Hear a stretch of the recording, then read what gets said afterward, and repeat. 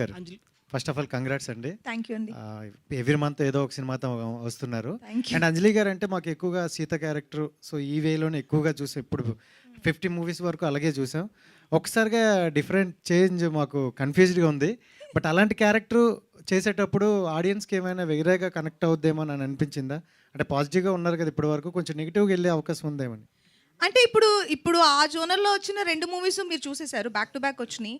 So ఇప్పుడు వరకు దాని గురించి బ్యాడ్గా అయితే నా దగ్గర ఎవరు మాట్లాడలేదు. ఎందుకంటే నేను మామూలు క్యారెక్టర్స్ తీసుకున్న దానికంటే కూడా నేను చాలా కాన్షియస్గా ఉంటాను. నేను ఈ characters gangs of Godavari shoot అయితే ఏంటి, బహిష్కరణ షూట్ అయితే ఏంటి, సో నేను బ్యాక్ టు బ్యాక్ అవి పడిన మూలని మీకు అలా అనిపిస్తున్నాయి. కానీ 2 డిఫరెంట్ టైం లైన్లో మేము షూట్ చేసినవి. బహిష్కరణ వేరే అప్పుడు, గ్యాంగ్స్ ఆఫ్ గోదావరి వేరే అప్పుడు.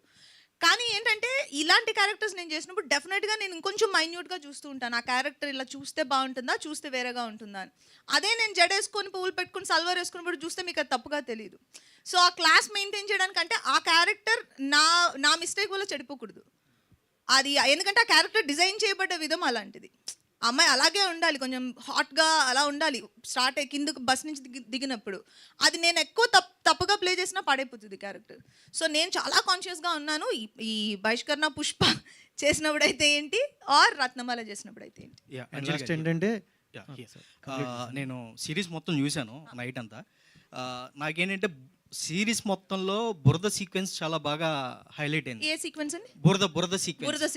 బురద సీక్వెన్స్ చాలా ఇష్టం. అంటే మీకు ఫైట్ లేకపోయినా కూడా ఆ ఇంపాక్ట్ క్రియేట్ చేసింది. ఇంకా ఫైట్ ఉంటే ఇంకెంత బాగుండేదో అనిపించింది నాకు. అంటే మీకేమన్నా ఆ సీక్వెన్స్ చేసేటప్పుడు మీకేమన్నా డౌట్స్ కానీ రైజ్ అవ్వడం కానీ, అరే ఫైట్ సీక్వెన్స్ ఉంటే బాగుంటుందేమో అనిపించింది ఏమన్నా?